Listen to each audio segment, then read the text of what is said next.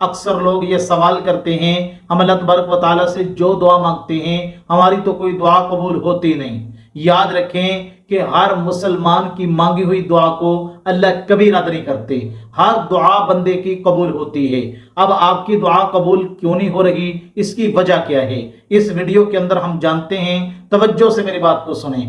دیکھیں میرے دوستو، اللہ تبارک و تعالیٰ تو خود ارشاد فرماتے ہیں وَقَالَ رَبُّكُمُ ادْعُونِي أَسْتَجِبْ لَكُمْ۔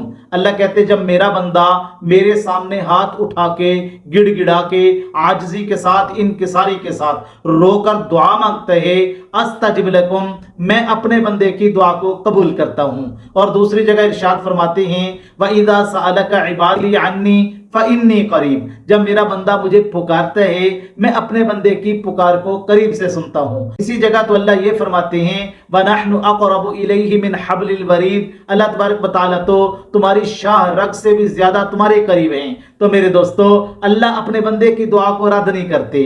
وجہ کیا ہوتی ہے؟ دعا ایک عبادت ہے، دعا ایک ایسا ہتھیار ہے جو مسلمان کے پاس ہر وقت موجود ہوتا ہے، وہ سفر میں ہو تب بھی یہ ہتھیار موجود ہے۔ کتابوں میں ایک واقعہ لکھا ہے کہ ایک آدمی جنگل کے اندر جا رہا تھا اور اس نے کلی کو سامان دیا ہوا تھا، تو اس کلی نے اس کے سامان کو بھی لوٹ لیا اور اس کو بھی پکڑ لیا۔ کہنے لگا اب تیرا سامان بھی لوں گا اور تجھے قتل کروں گا۔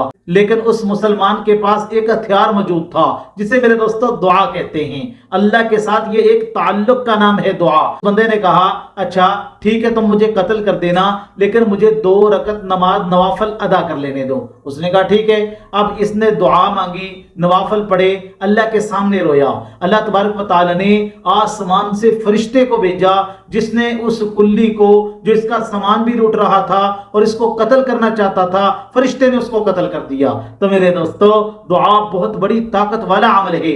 اللہ کے نبی علیہ السلام نے ارشاد فرمایا کہ مسلمان بندے کی دعا کو اللہ قبول کرتے رہتے ہیں، اور یہ دعا اس وقت تک قبول ہوتی رہتی ہے جب تک بندہ جلد بازی میں یہ نہ کہہ دے کہ میری تو کوئی دعا قبول ہوتی نہیں۔ تو میرے دوستو، جب بندہ یہ کہتا ہے نا میری دعا کوئی قبول ہوتی نہیں، یہ اصل کے اندر اللہ کی رحمت سے نا امیدی ہے، اللہ تبارک و تعالیٰ سے مایوسی ہے، اور مایوسی بہت بڑا گناہ ہے، اور نا امیدی بہت بڑا گناہ ہے، اور اللہ کو یہ الفاظ پسند نہیں۔ اللہ تو یہ کہتے ہیں لا تقنطوا من رحمت اللہ، میرے بندو میری رحمت سے نا امید نہیں ہونا۔ اللہ کے نبی علیہ السلام کی حدیث کا مفہوم ہے کہ جب بندہ اللہ تبارک و تعالیٰ سے دعا مانگتا ہے، بعض اوقات جو چیز بندہ اللہ سے مانگ رہا ہوتا ہے اللہ فوراً ہی وہ چیز اپنے بندے کو عطا کر دیتے ہیں۔ بعض اوقات بندہ اللہ تبارک و تعالیٰ سے جو مانگ رہا ہوتا ہے اللہ اس چیز سے بہتر چیز اس کو عطا کر دیتے ہیں، وہ چیز عطا نہیں کرتے، اس سے جو بہتر ہوتی ہے وہ چیز عطا کر دیتے ہیں۔ اور تیسرے نمبر پہ بعض اوقات اللہ تبارک و تعالیٰ اپنے بندے کی مانگی ہوئی دعا کو سنبھال کے رکھ لیتے ہیں، اور قیامت والے دن اس دعا کا اجر اس بندے کو عطا فرمائیں گے۔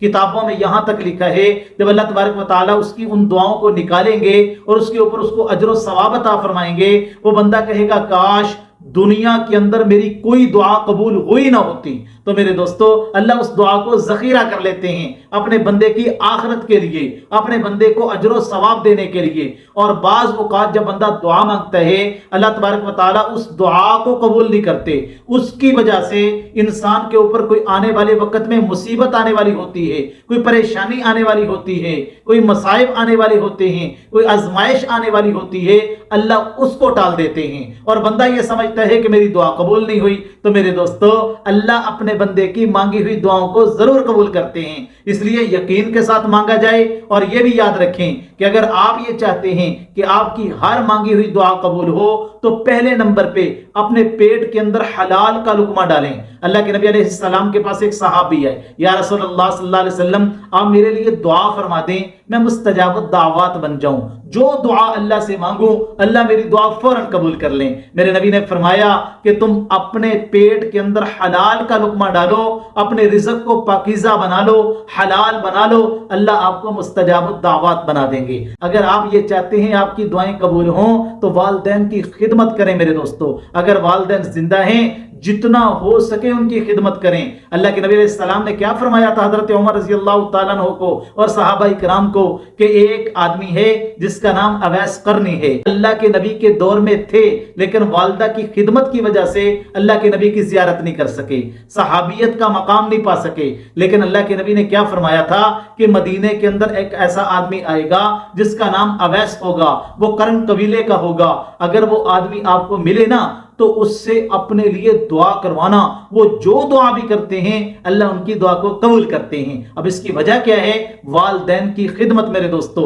तो आज के दौर में सबसे बड़ा मामला ये है कि हम वालिदैन की खिदमत नहीं करते, वालिदैन की बर्दाश्त नहीं करते बातों को, वालिदैन के बारे में अजीब तरह के कलिमात कहते हैं, वालिदैन की बेइज्जती कर देते हैं, इसलिए भी दुआएं कबूल नहीं होती।